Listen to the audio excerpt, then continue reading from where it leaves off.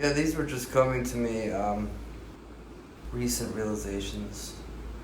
So I thought I'd share it.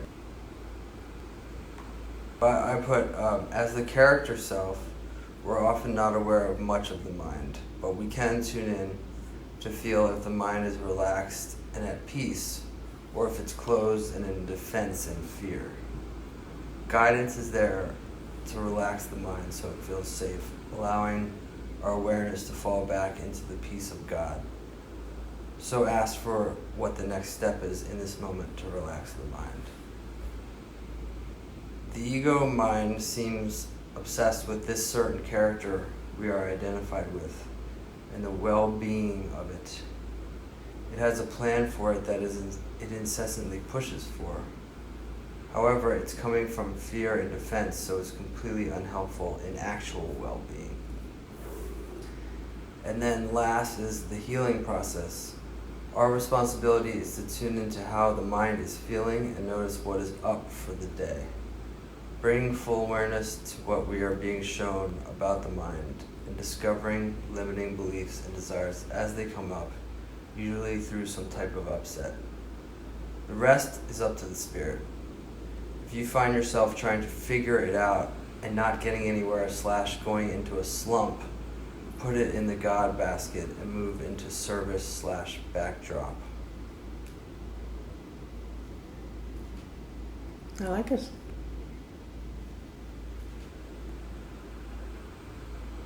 Yeah, so it's like you're not aware of all the mind, but you can tell if the mind is contracted or if it's like, Yeah.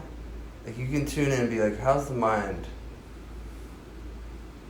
You can tell if it's like kind of like, or if it's like, you can at least tell that.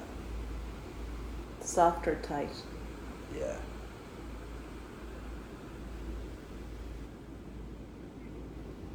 And we only want to use that as an indicator that you're either consciously with the Holy Spirit or Jesus, God, whatever term you use, are not consciously with them. And the invitation is simply then to draw your attention to being in presence with that sense of love and safety and companionship, rather than even for a millisecond facing or looking at anything on your own or handling anything or wondering what to even eat for lunch. You know what I mean? You just can get so lost so fast if you try and take care of Chris's world. Yeah. And like you said, when you said, put whatever it is in the God basket and get into function, really it's us. The baby in the Moses basket being put into the water and sent off in trust rather than self-protectionism. Really, you have to put yourself in the Spirit's hand completely, because you couldn't possibly take care of what it is you need. That comfort won't come from within you or even be recognized as what you need. And very often people have adverse reactions to guidance in the beginning because they haven't learned the development of trust yet in the beginning, because they think that what's asked is something they never want to do. But it is exactly what will comfort them. They don't have an experience. So experience can't be the be all and end all of your focus, especially in the early days. That sensation that you talk about, like, is it a clench or is it open?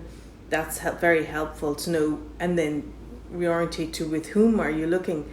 But in the end, it must be purely an offering up of yourself, continuously handing over of your life and your seeming separate will to the Spirit to utilize for awakening the mind, to restore you to awareness of Christ's presence fully in your life and in every moment. It's very practical. But the ego has feelings and experiences too, and we can get very bogged down and very concerned or preoccupied with how am I doing and how am I feeling, what am I thinking and what would I like. And that's why what you're writing there is very helpful, because it's the relinquishment of the preoccupation and the reorientation to simply listening and following and putting your mind and focus into things that are of service and will serve your holy mind and will serve everyone's holy mind, that really lift you beyond your sense of personal small self, and really will have you in a communion experience, like a higher state of awareness and an uplift. Even as you face even what might seem like adversity, you'll be in an uplifted state of awareness and attentiveness and focus. And so there will seem to be a flow, but it's a very focused flow as it comes through.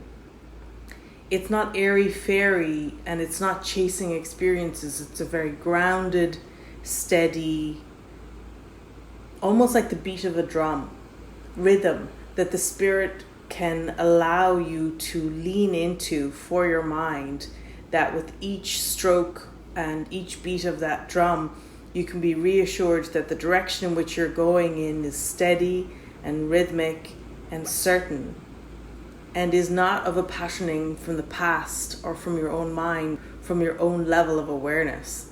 It's coming from beyond, from the Spirit, to show you the direction for your thinking, but also to confirm in you the safety and the continuity beyond the form.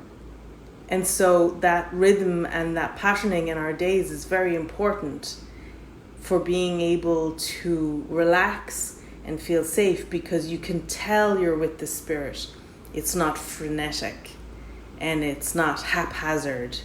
It's very deliberate and steady, and it has continuity with it. Even if the form looks at great variance, there is a quality of being and an experience of being met and girded and confirmed in what you're doing, that has no arrogance, doesn't say I know, and doesn't claim anything except to be completely spirit dependent. And that's super relaxing. That's super relaxing. And there's no false responsibility. So you're very bright, like a small child. You're like, well, I'm showing up here as asked. And that's it. That's the entirety of my responsibility, is to simply follow what's being asked of me. And in so doing, the one who speaks can speak through you. The one who demonstrate it can activate through you. There's just no personal responsibility for what's occurring, but there's this rhythmic yielding and unfolding of what's truly helpful. And there's rest in that. There's great rest in that.